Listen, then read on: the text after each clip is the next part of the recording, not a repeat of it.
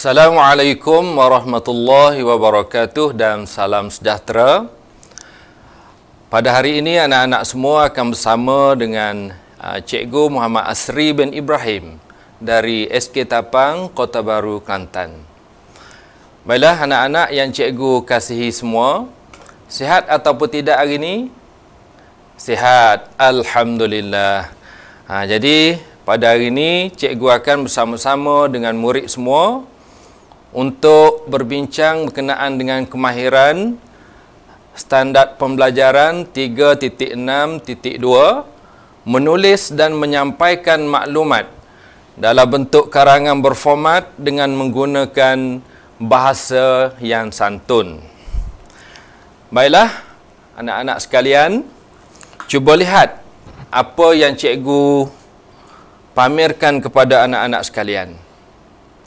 Sudah tentu anak-anak tahu bahawa benda yang cikgu pamerkan kepada anak-anak semua ialah sampul surat. Dan pada hari ini anak-anak dapat bayangkan bahawa tajuk yang akan cikgu ajar pada hari ini kepada anak-anak ialah berkenaan dengan surat.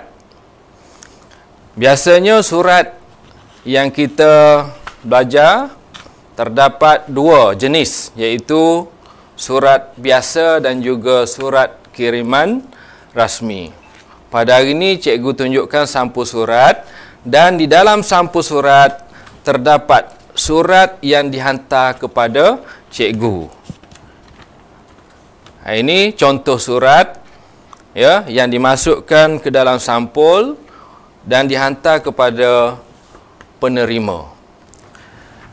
Anak-anak yang cikgu kasihi sekalian, tajuk yang cikgu akan bincang dengan murid-murid semua pada hari ini ialah surat kiriman rasmi.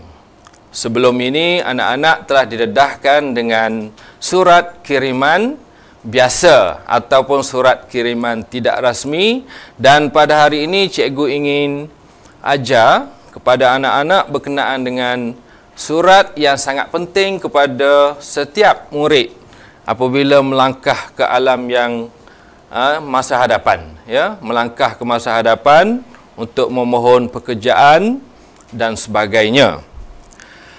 Baiklah anak-anak sekalian, kita lihat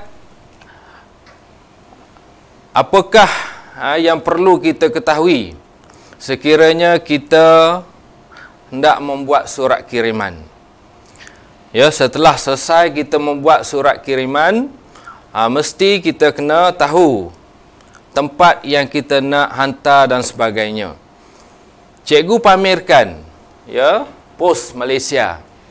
Pos Malaysia merupakan satu tempat yang kita boleh gunakan untuk memastikan surat yang kita hantar sampai kepada penerima.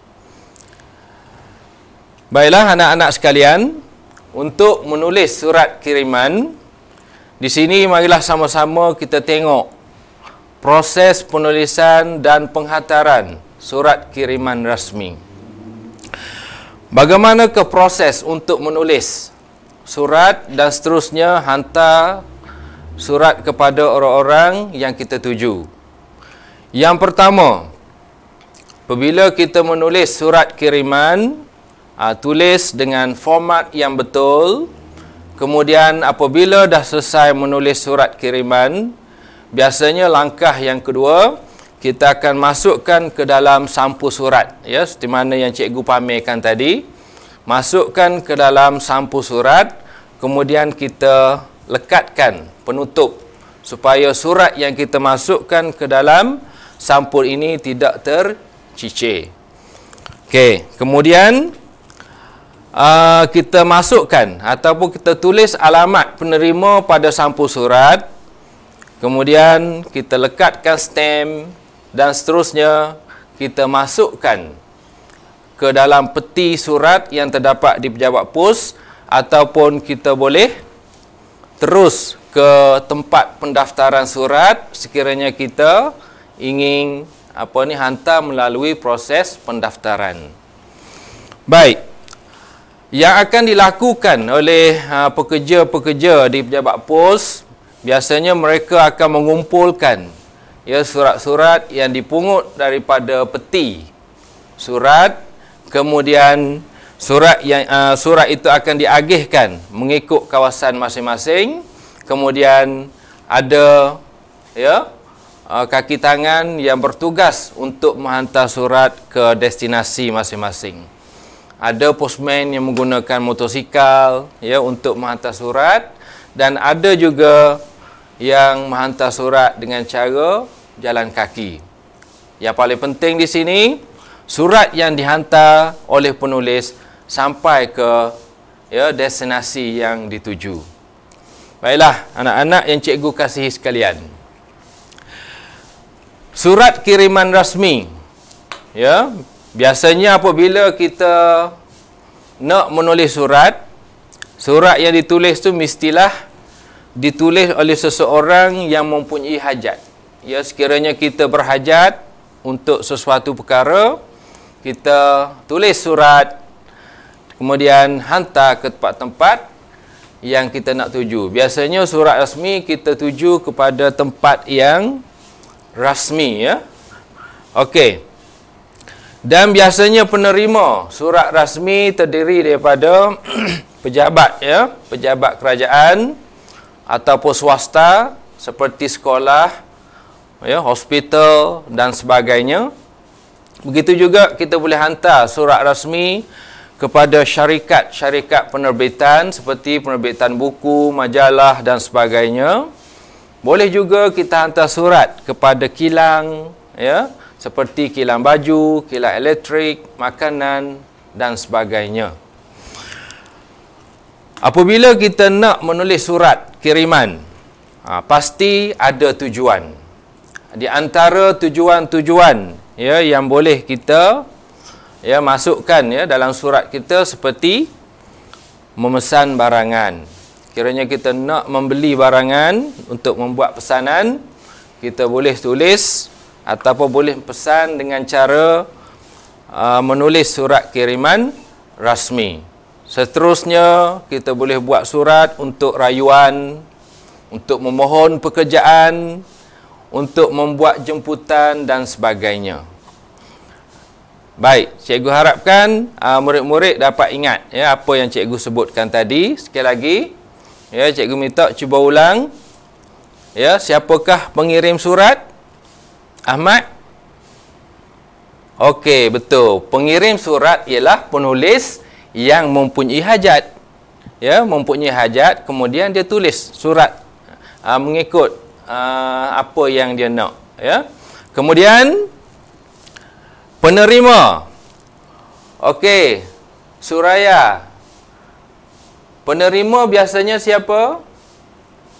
Okey, betul. Biasanya penerima terdiri daripada pejabat-pejabat kerajaan, syarikat-syarikat ataupun kilang dan sebagainya yang kita hantar untuk tujuan yang tertentu. Baiklah,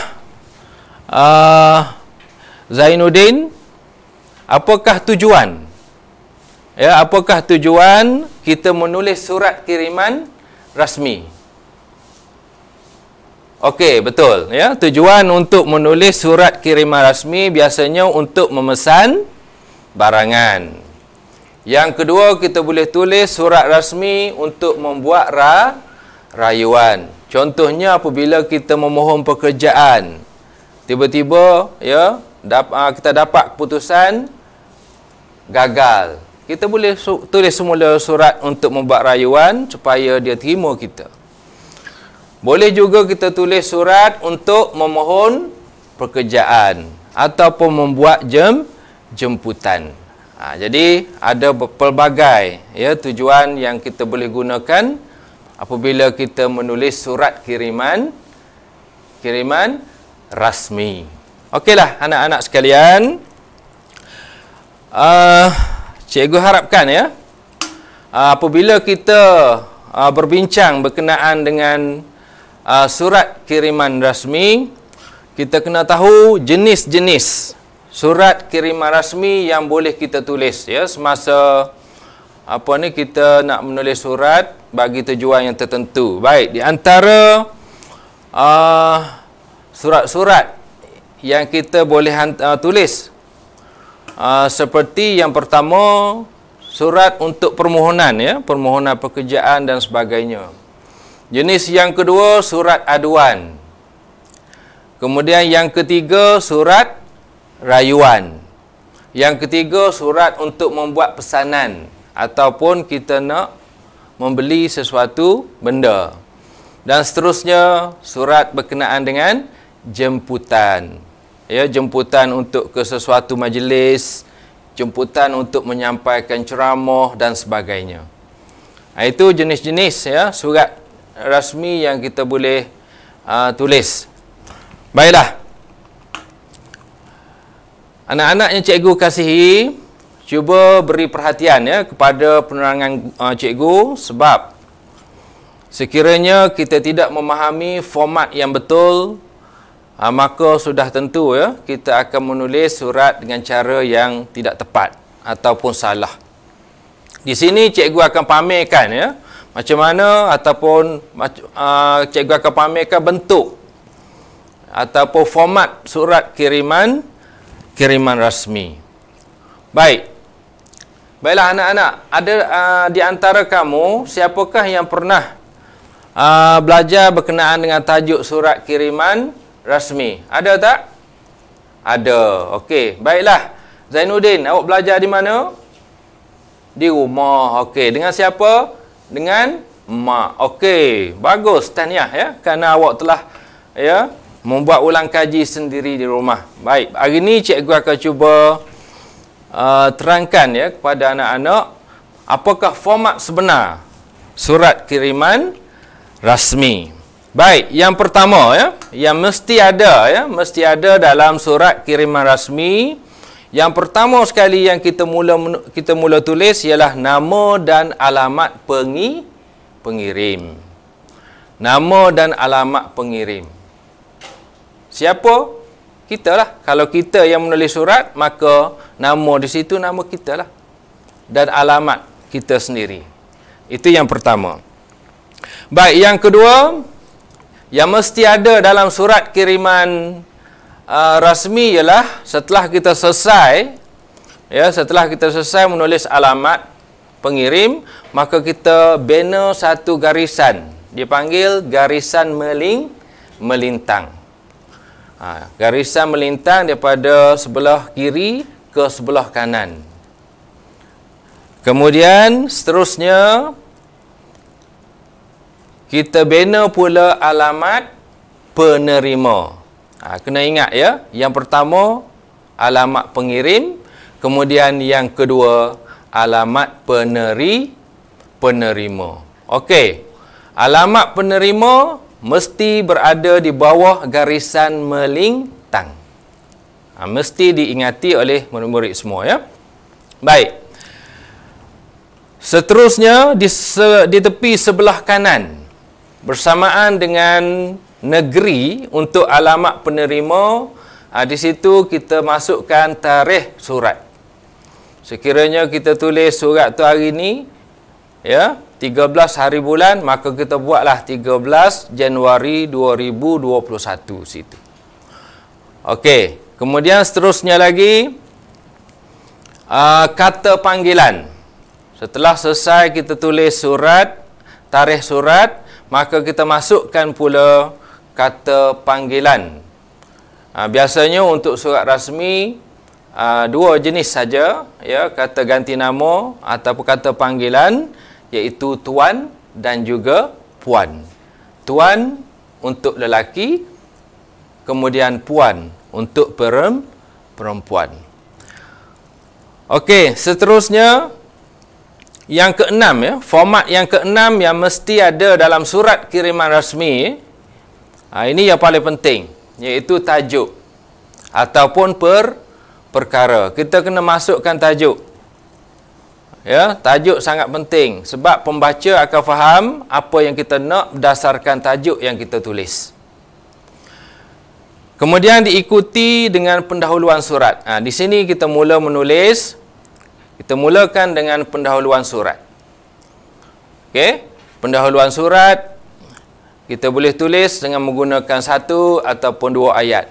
Paling ringkas sekali satu ayat pun dah cukup. Kemudian untuk perenggan yang seterusnya, ya, perenggan yang pertama untuk pendahuluan surat tadi tidak ada nombor, ya. Kita mula di tepi sebelah kiri tanpa menulis nombor. Kemudian untuk isi surat yang seterusnya, perenggan yang seterusnya, kita masukkan nombor di situ, mulakan dengan nombor 2. Nombor 2, kemudian tanda noktah, diikuti dengan ayat-ayat yang kita bina. Baik, untuk isi surat, kita boleh masukkan beberapa isi, mungkin 2, mungkin 3, mungkin 4. 4 tu kira dah cukup dah. Okey. Kita buat isi yang kedua, yang ketiga, yang keempat ataupun yang kelima dan seterusnya penutup. Untuk surat kiriman rasmi mesti ada penutup. Sekiranya murid-murid tidak masukkan penutup, ya, dalam surat ini, maka surat ini dianggap tidak lengkap. Baik, anak-anak yang cikgu kasihi sekalian, belum lagi lengkap, ya. Setakat ini belum lagi lengkap. Walaupun sudah ada penutup, tapi belum lagi lengkap surat kiriman rasmi. Ada satu lagi yang paling penting. Okey, siapa tahu?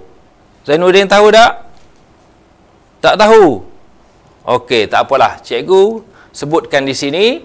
Yang terakhir yang mesti kita masukkan dalam surat kiriman rasmi iaitu pengakuan penulis.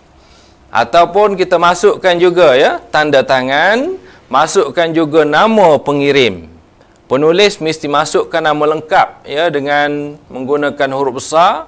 Kemudian masukkan juga jawatan yang dipegang pada masa itu.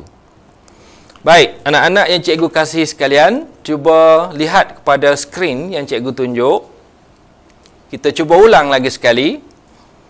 Dan apa yang penting di sini, yang cikgu nak ingatkan kepada anak-anak sekalian, untuk menulis surat kiriman rasmi, supaya kita mahir dengan surat kiriman rasmi, yang pertama, kita kena kerap kali membuat latihan menulis surat kiriman rasmi supaya format yang cikgu sebutkan tadi melekat pada otak kita dan kita akan dapat gunakan, ya, bila-bila masa yang kita perlukan. Untuk itu anak-anak mesti, ya, faham untuk menguasai ataupun untuk mengingati format surat kiriman rasmi, mestilah kita kena guna kekuatan ingatan, ya, mestilah menghafaz format-format yang telah dinyatakan tadi. Baiklah anak-anak sekalian, marilah sama-sama kita sebut sekali lagi format yang cikgu paparkan. Baik, yang pertama, nama dan alamat pengirim, kedudukannya sebelah kiri. Yang kedua, garisan melintang, bermula sebelah kiri dan berakhir di sebelah kanan. Kemudian alamat penerima berada di bawah garis melintang. Yang keempat, tarikh surat kiriman rasmi berada selari dengan negeri untuk alamat penerima di sebelah kanan. Kemudian diikuti dengan format yang ke-6, kata panggilan hormat, tuan ataupun puan. Seterusnya, masukkan tajuk ataupun perkara. Kemudian lagi, masukkan, ya, ataupun kita bina pendahuluan untuk surat rasmi. Kemudian, kita teruskan lagi dengan isi, ya, masukkan nombor 2. Kemudian ada lagi isi lain, kita guna nombor 3 untuk perenggan yang seterusnya. Ya, apabila isi sudah berakhir, kita tutup karangan ataupun surat kiriman rasmi dengan menggunakan penutup. Ya, untuk penutup jangan lupa kita akhiri surat kiriman rasmi dengan sekian terima kasih. Kemudian yang terakhir sekali, pengakuan penulis, masukkan tanda tangan. Okey, kemudian masukkan juga nama lengkap dengan menggunakan huruf besar, jawatan dan seterusnya, ya. Masukkan juga nama-nama persatuan dan sebagainya.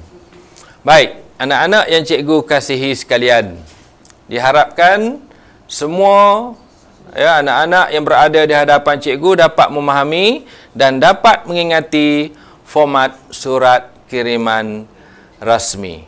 Boleh atau tidak? Boleh. Alhamdulillah. Ya, cikgu harapkan awak dapat mengingati format yang cikgu pamerkan, dan insya-Allah selepas ini kita dapat menulis surat kiriman rasmi dengan cara yang betul. Okey. Baiklah, kita teruskan lagi. Biasanya apabila kita berada di tahun 4 ataupun tahun 5 ataupun tahun 6, ya, kita tak boleh lari daripada menjawab soalan-soalan peperiksaan. Ya, kita tak boleh lari daripada menjawab soalan-soalan peperiksaan.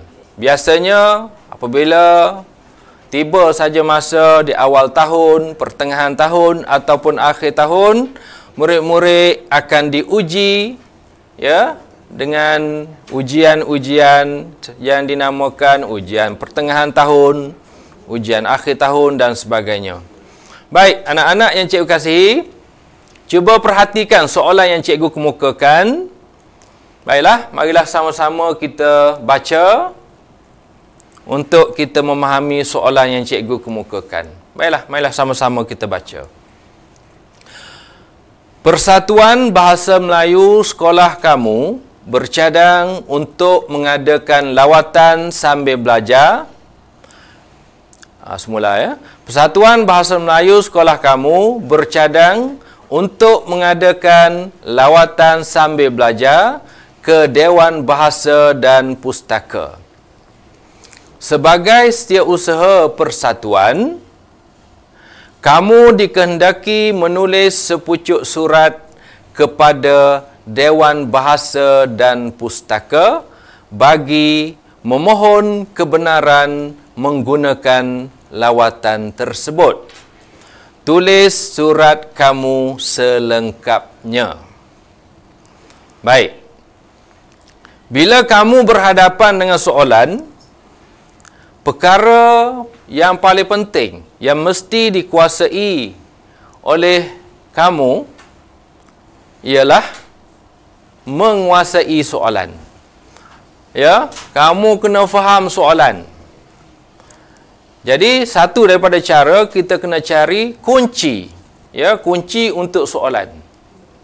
Baik, sekali lagi, Zainuddin, boleh ceritakan kepada cikgu apakah kunci yang ada dalam soalan ini?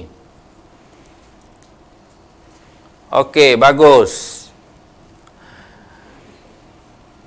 Apabila kita melihat soalan, yang pertama sekali pastikan, ya, kita gariskan kunci-kunci yang terdapat dalam soalan supaya kita dapat memahaminya dan dapat menulis surat mengikut kehendak soalan.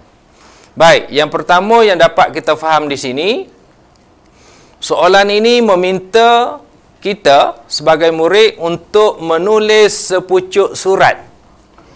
Okey. Menulis sepucuk surat. Jadi, awak gariskan dengan pensel supaya kita dapat ingat. Okey, kemudian kita kena fikir apakah jenis surat yang diminta oleh soalan. Okey, untuk menentukan jenis surat sama ada rasmi ataupun tidak rasmi, kita kena lihat di manakah tempat yang kita yang surat yang kita nak tuju. Okey. Dalam soalan ni dia minta supaya kita memohon kebenaran mengadakan lawatan. Lawatan di mana? Lawatan di Dewan Bahasa dan Pustaka. Okey, Dewan Bahasa dan Pustaka merupakan satu tempat rasmi, ya, yang kita nak pergi. Jadi mestilah kita kena tulis surat kepada pengurusan Dewan Bahasa dan Pustaka. Kita mesti gunakan format surat rasmi. Okey, anak-anak sekalian, cikgu harapkan awak sudah menguasai soalan. Awak sudah faham apa yang dikehendaki oleh soalan. Sekiranya kamu tidak menguasai soalan, maka bacalah sekali lagi ataupun ulang-ulang beberapa kali sehinggalah kamu faham kehendak soalan, barulah kita boleh mula langkah-langkah yang seterusnya. Baiklah anak-anak sekalian, setelah kita memahami apa yang dikehendaki oleh soalan, perkara yang paling penting, ya, yang perlu kita ambil tindakan ialah kita mesti mencari idea, ya, ataupun cari isi-isi penting untuk karangan yang akan kita tulis. Baik. Bagi merangka isi karangan, kita mesti berfikir apakah yang perkara-perkara penting yang mesti ada dalam surat kiriman rasmi. Baiklah, anak-anak sekalian, cuba kamu fikir sejenak. Baik, Suraya, boleh cikgu tanya, apakah yang awak fikir yang boleh kita masukkan dalam surat ini? Isi yang pertama, apakah isi pertama yang boleh kita masukkan dalam surat kiriman rasmi yang kita akan tulis? Okey, bagus. Yang pertama yang mesti kita masukkan, ya, dalam surat kiriman rasmi, tujuan. Ini kita kena draft, kita kena tulis di mana-mana tempatlah dalam soalan tu supaya kita dapat mengikut apa yang akan kita tulis nanti. Okey, yang pertama, isi yang pertama, tujuan menulis surat. Tujuan mesti ada. Oleh kerana kita nak buat permohonan, maka tujuan kita ialah, ya, untuk mengadakan lawatan. Ini kita kena karang semasa kita menulis karangan. Baik, yang kedua, apakah, ya, perkara-perkara lain yang mesti ada dalam surat kiriman rasmi? Baiklah, di belakang sana, Rosli, boleh cuba bagi pendapat untuk isi yang kedua?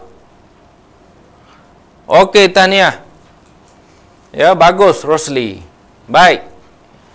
Cadangan Rosli untuk isi yang kedua,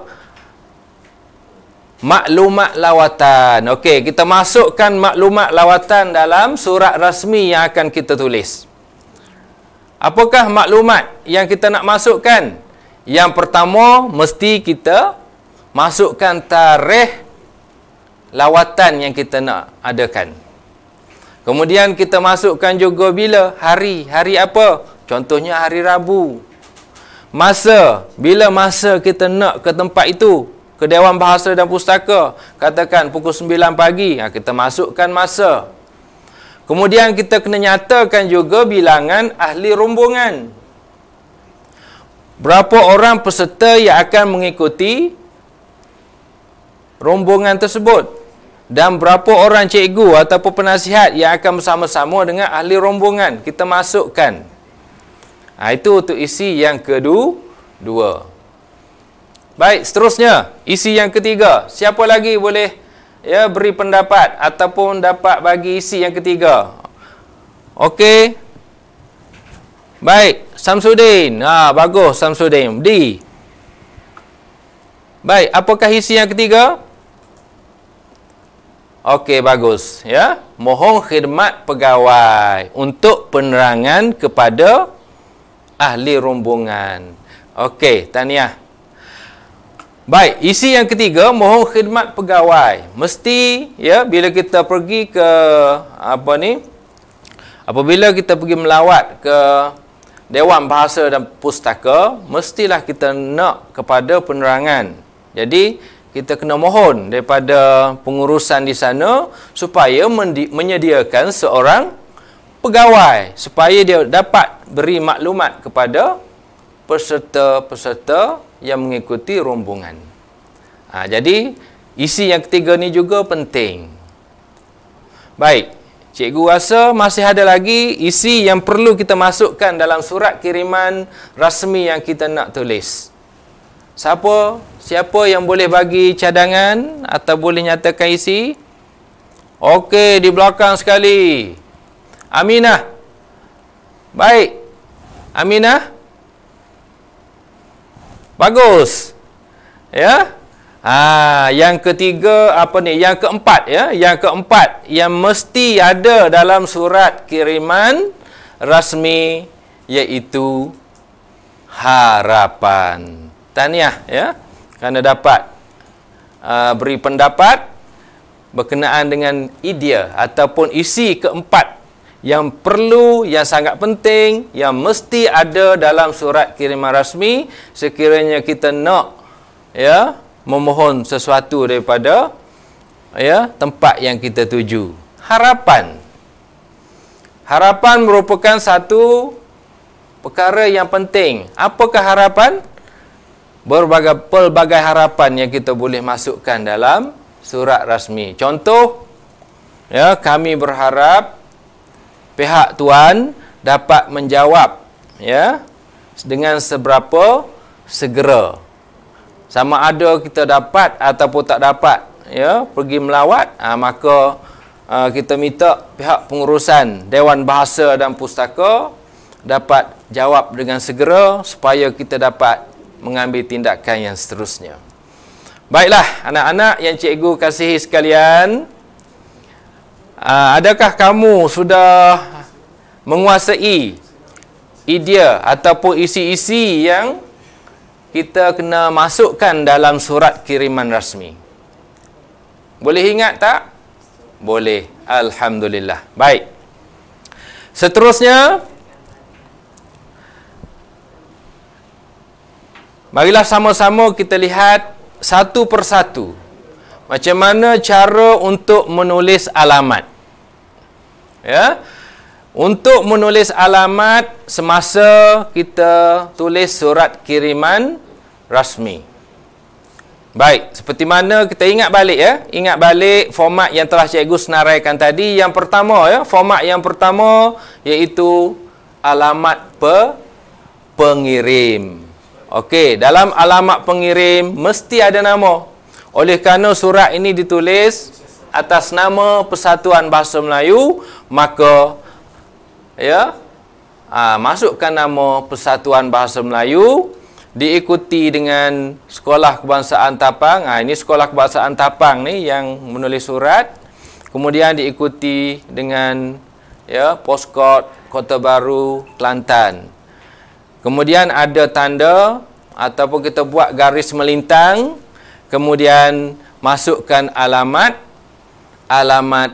penerima. Siapa yang nak terima surat kita? Jawatan dia ketua pengarah. Ya, ketua pengarah untuk Dewan Bahasa dan Pustaka. Ada poskod, ada jalan, iaitu Jalan Dewan Bahasa Kuala Lumpur.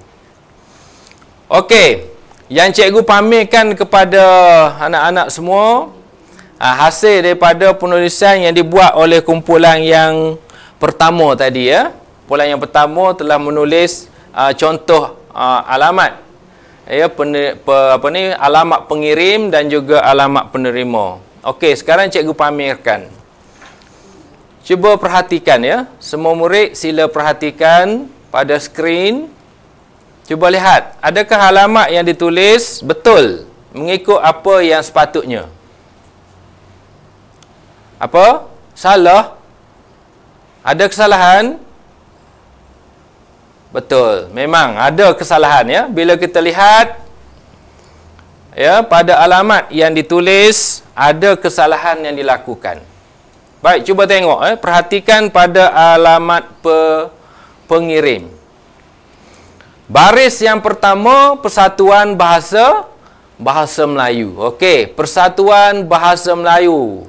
Persatuan Bahasa Melayu ni nama kepada persatuan yang kita katakan nama mestilah kita tulis dengan menggunakan huruf besar di setiap hadapan perkataan. Mengapa? Sebab nama ni ialah kata nama khas. Baik, cuba lihat. Persatuan Bahasa Melayu P huruf besar, betul? Bahasa B huruf besar, betul? Melayu M ditulis dengan huruf kecil, maka di situ ada satu kesalahan. Mesti ditulis dengan huruf besar. Baik, semua murid sila perhatikan baris yang kedua semasa kita menulis alamat. Nama sekolah, ya, Sekolah Kebangsaan Tapang. Okey, Sekolah Kebangsaan Tapang. Mari sama-sama kita semak. Adakah ditulis dengan betul? S huruf besar, Kebangsaan K huruf besar, Tapang T huruf besar. Okey, tidak ada masalah. Betul?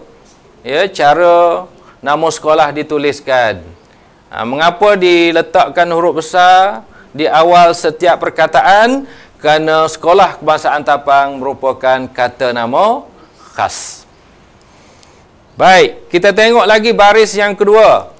Di belakang Sekolah Kebangsaan Tapang terdapat nombor. Ya, postcard. Postcode. 15200 ditulis baris yang kedua di belakang SK Tapang. Ini juga merupakan satu kesalahan. Okey, ini merupakan satu kesalahan. Ingat, ya, nombor postcode mesti berada di hadapan nama bandar. Jadi mesti kita letakkan postcode ini di hadapan nama bandar Kota Bahru. Kemudian satu lagi kesalahan di sini, Kelantan.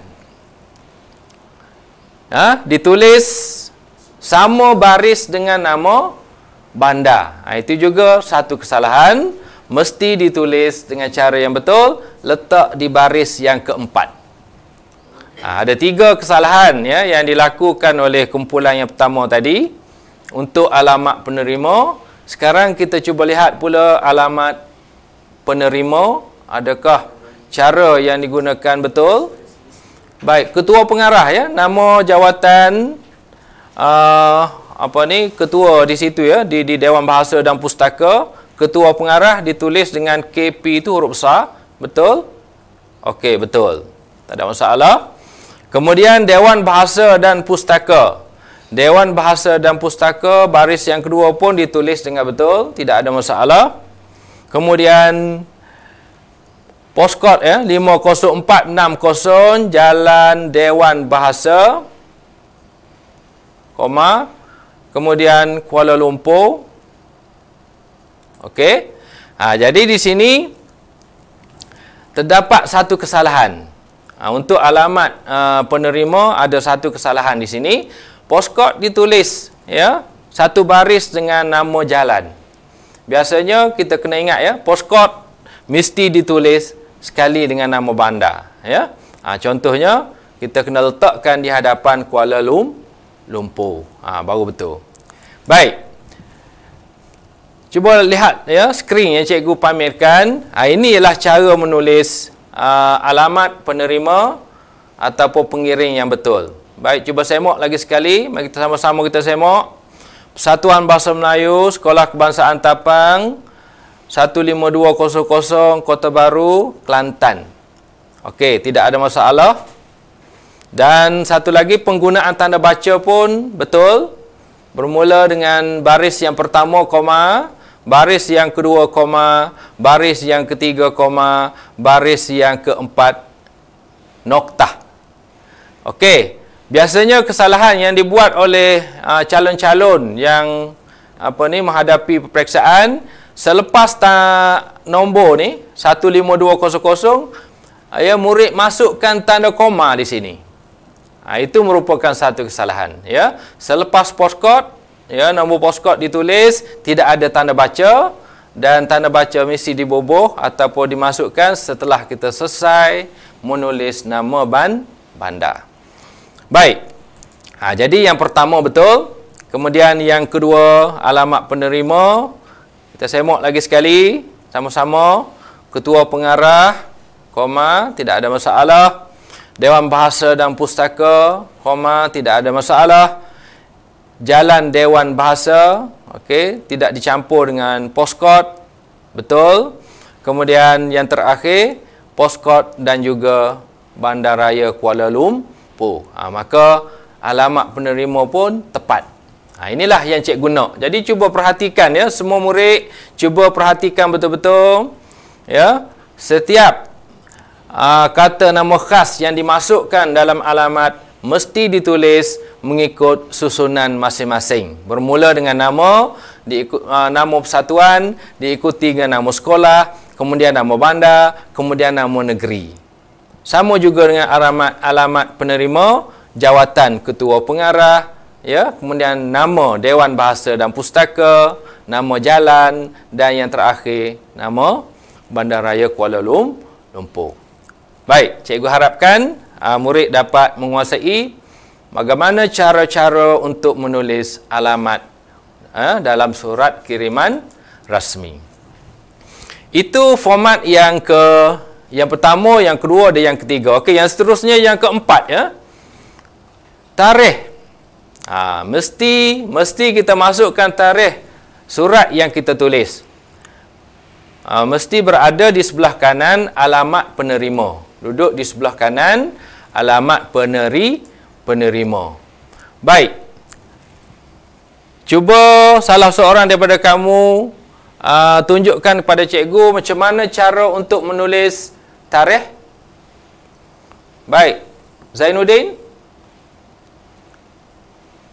Okey, terima kasih. Baik, Zainuddin telah menulis seperti mana yang cikgu pamerkan. Cuba lihat ya, semua murid cuba perhatikan. 19 April tahun 2020. Ditulis 19 April 20. Betul atau salah cara tarikh yang ditulis? Cuba kita perhati sama-sama. Cikgu rasa di sini ada terdapat kesalahan. Baik, cuba perhatikan ya. Untuk menulis tarikh 19 April 20, itu salah. Yang betulnya, cuba lihat kepada nama bulan. April ya, bulan 4, April ditulis dengan menggunakan huruf kecil di hadapan. Sedangkan yang kita tahu, April ni merupakan nama bulan. Kata nama khas mesti ditulis dengan huruf besar A. Okey. Untuk surat kiriman rasmi, ya, anak-anak kena tahu, kena faham, format untuk surat kiriman rasmi, April mesti ditulis dengan menggunakan huruf besar semuanya. A, huruf besar, P besar, R besar, I besar, L besar. April. Kemudian satu lagi kesalahan yang dibuat, tahun 2020 ditulis nombor 20. Ini satu kesalahan. Mesti ditulis lengkap 2020 ya, 2020. Kemudian satu lagi kesalahan yang dibuat ya oleh murid tadi, iaitu tidak memasukkan tanda noktah. Okey. Selepas selesai menulis tarikh, mesti masukkan noktah. Ingat ya. Yang sebetulnya, cuba lihat seperti mana yang cikgu pamerkan. 19 April tahun 2020 mesti ditulis di sebelah kanan alamat penerima sama dengan nama negeri. Okey. Semua murid diharapkan dapat ingat ya apa yang cikgu pamerkan. Baik, setelah selesai kita menulis tarikh, sampailah masa untuk kita masukkan yang paling penting juga berada di sebelah kiri yang kita panggil ya kata panggilan hormat. Untuk surat rasmi ya kita gunakan dua saja, tuan untuk lelaki dan puan untuk perempuan. Setelah ditulis tuan, maka ada di situ satu tanda baca, iaitu tanda koma. Tuan, koma. Puan, koma. Ditulis dalam satu baris. Tak boleh dicampurkan dengan ayat-ayat lain. Ya, duduk di sebelah kiri. Itu perlu diingat oleh anak-anak sekalian. Baiklah. Kita teruskan lagi ya. Tajuk ataupun perkara kita kena masukkan juga dalam surat kiriman rasmi. Ini paling penting. Kita kena tengok apakah tajuk yang kita nak masukkan. Jadi cara untuk dapatkan tajuk ataupun perkara mesti kita kena rujuk soalan. Apakah perkara penting yang ada dalam soalan? Okey, di sini kita dapat lihat yang paling penting ialah berkenaan dengan permohonan untuk membuat lawatan sambil belajar. Jadi itulah tajuk ya. Memohon kebenaran melawat ke Dewan Bahasa dan Pustaka. Itu tajuk. Ditulis dengan menggunakan huruf kecil dan setiap awal perkataan ditulis dengan menggunakan huruf besar dan mesti digaris. Mesti digaris. Dan satu lagi yang perlu diingat, tidak ada tanda noktah. Jangan murid-murid masukkan tanda noktah. Itu tanda merupakan satu kesalahan. Biarkan begitu saja. Itu untuk tajuk atau perkara. Baik. Biasanya apabila murid-murid menulis surat kiriman rasmi, terutama sekali bila murid-murid menulis perkara, kesalahan yang biasa dilakukan bila cikgu lihat banyak yang tidak menggunakan huruf besar setiap perkataan pada setiap perkataan dalam tajuk. Okey, sepatutnya ditulis dengan huruf besar. Jadi kesalahan-kesalahan ini mesti kita ambil berat. Jangan lakukan kesalahan ini, sebaiknya kita tulis yang betul. Itulah yang mesti kita buat. Baik, seterusnya. Kita teruskan lagi untuk ayat yang pertama semasa kita nak menulis iaitu pendahuluan surat. Baik, cara untuk menulis pendahuluan surat seperti mana yang cikgu pamerkan. Cuba beri perhatian, lihat betul-betul. Baik, cuba kita baca sama-sama. Okey, nombor 1. Dengan hormatnya saya merujuk perkara di atas. Okey, untuk pendahuluan satu ayat saja digunakan. Itu pun tidak ada masalah. Boleh kita gunakan satu ayat. Ataupun boleh kita gunakan dua ayat. Tidak ada masalah. Baik. Cuba perhatikan. Di sini ada satu kesalahan. Ya, murid-murid memasukkan ataupun menulis nombor 1 pada perenggan yang pertama. Ini satu kesalahan. Untuk surat kiriman rasmi, perenggan yang pertama tidak ada nombor. Kita mulakan di tepi garis. Dengan hormatnya, dengan D itu kita mulakan di tepi garis. Jangan kita jarakkan ke tengah. Kita mulakan di tepi garis. Dengan hormatnya saya merujuk perkara di atas. Itu untuk pendahuluan. Boleh guna beberapa ayat dan sebagainya. Okey. Baik, seterusnya kita lihat pada skrin. Itu ialah cara yang betul. Dengan hormatnya saya merujuk perkara di atas. Kita mulakan di tepi garis. Baik, kita teruskan lagi dengan format yang seterusnya, isi untuk isi surat seperti mana yang telah kita senaraikan di awal pembelajaran tadi kita ada 4 isi. Jadi kita masukkan isi dalam surat yang kita tulis. Jadi untuk menulis isi perlukan kepada beberapa perkara yang kita kuasai. Okey, satu isi ditulis dalam satu perenggan. Seboleh-bolehnya satu isi ditulis dalam satu perenggan. Okey, kemudian yang kedua, untuk kita masukkan bilangan isi dalam jawapan yang kita nak buat tu, boleh 3 ataupun paling banyak 4. Itu pun sudah memadai 3 ataupun 4 isi diperlukan apabila menulis surat kiriman rasmi.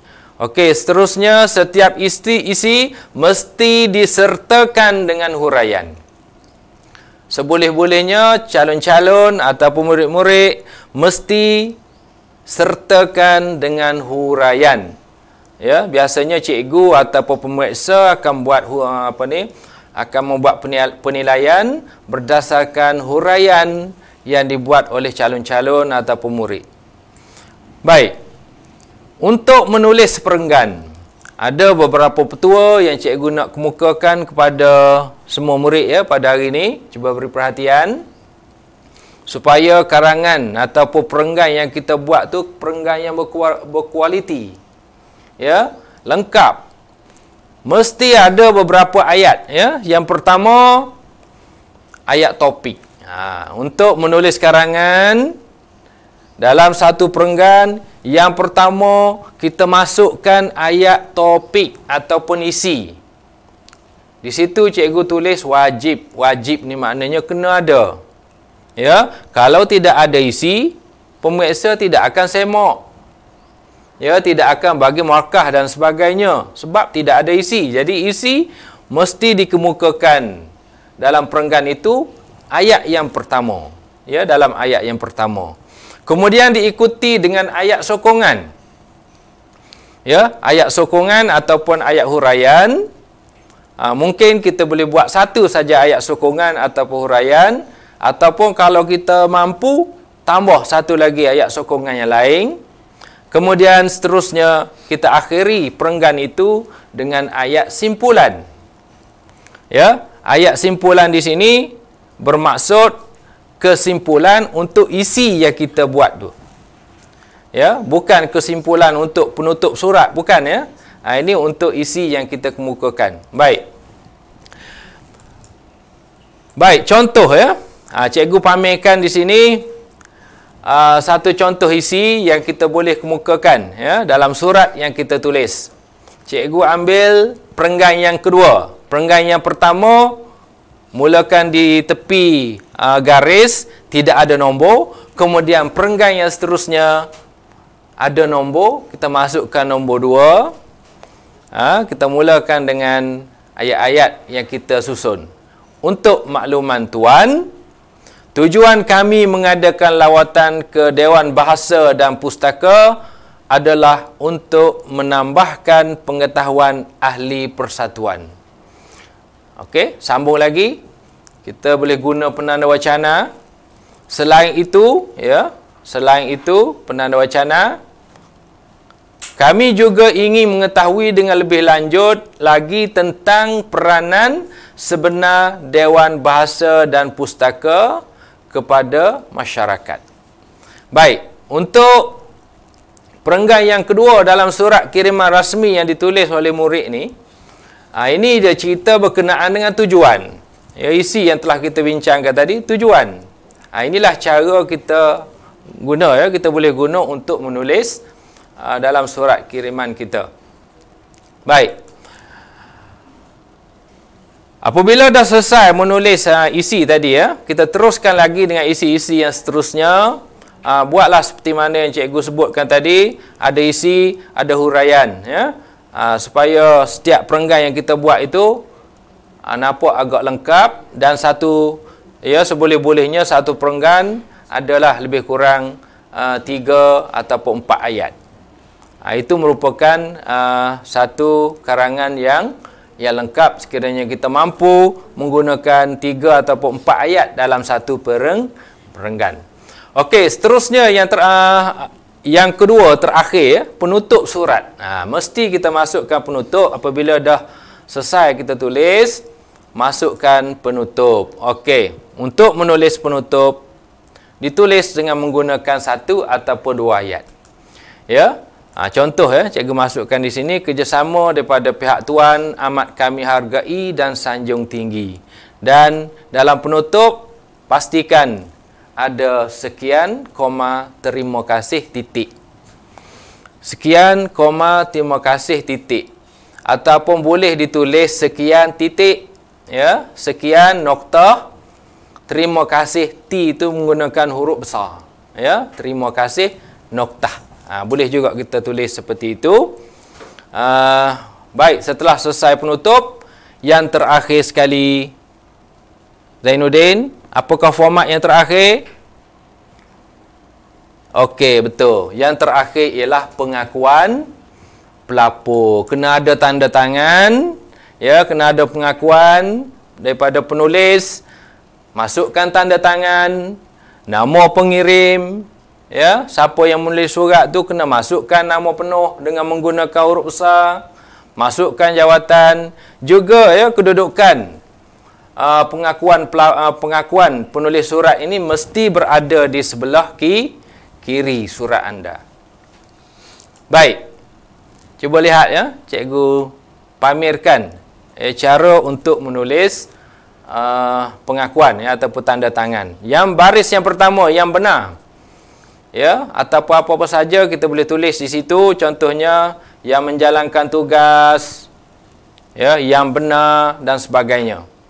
Kemudian diikuti dengan tanda tangan Zulaikha, tanda tangan, kemudian nama penuh ditulis dalam kurungan Zulaikha binti Masri, tutup kurungan, masukkan jawatan setia usaha, nama persatuan, Persatuan Bahasa Melayu, nama sekolah, Sekolah Kebangsaan Tapang, nama bandar, Kota Baru, Negeri Kelantan.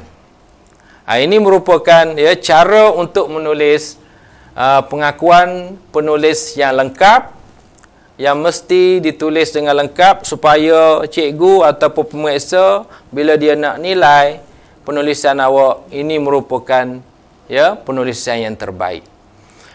Ada di antara murid-murid yang menulis ya pengakuan ni dengan cara seperti mana yang cikgu pamerkan. Cuba tengok bahagian tanda tangan. Okey, apa yang dapat kita lihat, tanda tangan murid ini tak dapat dibaca ya. Seboleh-bolehnya tanda tangan mesti ya boleh dibaca oleh cikgu lah. Zulaikha mesti boleh dibaca oleh cikgu. Kalau cikgu tengok pada cara tanda tangan yang ditulis oleh seorang murid ni, cikgu pun tak tahu apa yang dia tulis. Okey ya. Pastikan ya untuk peperiksaan, dalam peperiksaan cikgu nak tanda tangan mestilah ditulis dengan betul dan cikgu boleh baca. Itu yang penting. Baik. Cuba lihat ya. Contoh surat lengkap ya, surat kiriman rasmi lengkap yang telah dihantar kepada cikgu oleh seorang daripada kamu. Ya. Cuba kita lihat sama-sama. Bermula dengan alamat pengirim. Okey, tidak ada masalah. Persatuan Bahasa Melayu, Sekolah Kebangsaan Tapang, 15200 Kota Baru, Kelantan. Okey, kemudian format yang kedua, garis melintang ada. Kemudian yang ketiga dia masukkan alamat penerima. Okey, di sini lengkap, ketua pengarah Dewan Bahasa dan Pustaka, Jalan Dewan Bahasa 50460 Kuala Lumpur. Okey, cuba perhatikan rakan kamu menulis tarikh di sebelah kanan. Di sebelah kanan bersamaan dengan baris nama bandar Kuala Lumpur. Ini merupakan ya cara menulis yang betul. Bukan berada di atas ataupun di bawah ya, selari ataupun sama dengan baris Kuala Lumpur. Perlu diingat. Kemudian diikuti dengan format seterusnya ya, panggilan hormat tuan. Okey, tuan. Selepas tuan ada tanda koma. Kemudian diikuti lagi dengan tajuk ataupun perkara, memohon kebenaran melawat ke Dewan Bahasa dan Pustaka, tidak ada noktah, digaris ya, tajuk mesti digaris. Kemudian pendahuluan ditulis di tepi garisan dengan hormatnya saya merujuk perkara di atas. Okey, tidak ada masalah. Kemudian perenggan yang seterusnya Kita baca sama-sama. Untuk makluman Tuan, tujuan kami ingin mengadakan lawatan ke Dewan Bahasa dan Pustaka adalah untuk menambahkan pengetahuan ahli persatuan. Selain itu, kami ingin mengetahui dengan lebih lanjut lagi tentang peranan sebenar Dewan Bahasa dan Pustaka kepada masyarakat. Itu apa yang kita harapkan daripada ketua pengarah. Kita nyatakan di sini.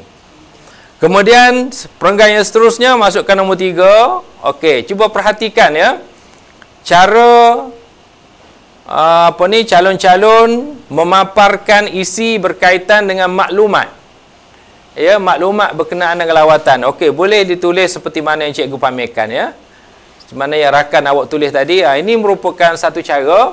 Boleh juga ditulis dalam bentuk ayat ya. Ayat yang pertama, kedua, ketiga, keempat dan seterusnya. Boleh juga ya. Dan boleh ditulis seperti mana yang cikgu pamerkan. Tidak ada kesalahan. Butiran mengenai lawatan tersebut adalah seperti yang berikut. Dimasukkan tarikh ya, tanda noktah bertindih 24 Mei 2020, hari Khamis, bilangan peserta 36 orang murid dan 4 orang guru. Kemudian ya, lengkap maklumat yang dinyatakan, diteruskan lagi dengan isi yang seterusnya, harapan ya.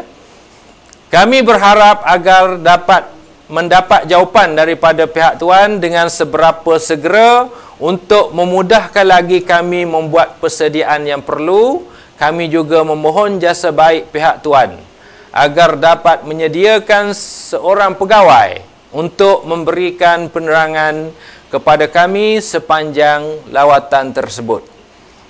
Kemudian yang kelima, kerjasama daripada pihak Tuan amat kami hargai dan sanjung tinggi.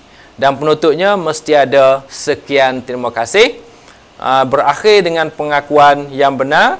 Zulaikha binti Masri, Setiausaha Persatuan Bahasa Melayu, Sekolah Kebangsaan Tapang, Kota Baru, Kelantan. Baik.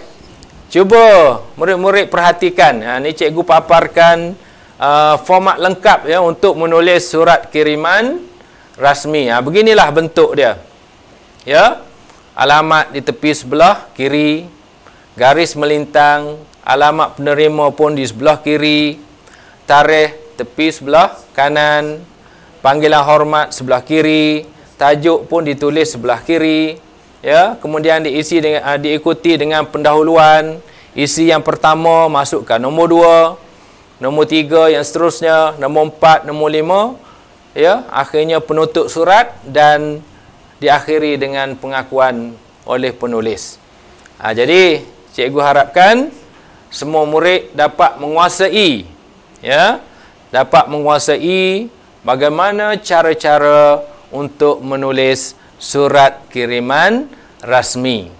Yang paling penting sekali, apabila kita menjawab soalan, pastikan karangan yang ditulis bertepatan dengan soalan yang diminta. Jangan kita tulis apa yang tidak diminta oleh soalan. Sekiranya kita tulis selain daripada apa yang diminta oleh soalan, maka karangan itu dipanggil karangan yang terpesong. Ya, karangan yang tidak menjawab soalan, ya, tidak menjawab tugasan. Jadi pastikan ya, semua murid dapat menguasai bagaimana cara-cara untuk menjawab soalan yang berkait dengan surat kiriman rasmi. Okey. Jadi cikgu harapkan ya, apabila berada di rumah nanti, murid-murid dapat perhatikan semula ya, cuba buat ulang kaji, baca semula nota-nota yang cikgu beri kepada anak-anak supaya kita dapat menguasai, dapat mengingati ya tajuk karangan yang berkait dengan surat kiriman rasmi. Jadi untuk itu sekali lagi cikgu mengharapkan semua murid akan sentiasa berada dalam keadaan sihat sejahtera ya. Jaga diri, ya, pastikan murid makan makanan yang berkhasiat supaya kita sentiasa sihat dan dapat belajar dengan sempurna. InsyaAllah apa yang cikgu ajar pada hari ini, murid akan dapat kuasai dan akan dapat gunakan semasa menulis surat kiriman rasmi. Setakat itu dulu. Semoga kita berjumpa lagi di lain masa. Sekian. Assalamualaikum warahmatullahi wabarakatuh.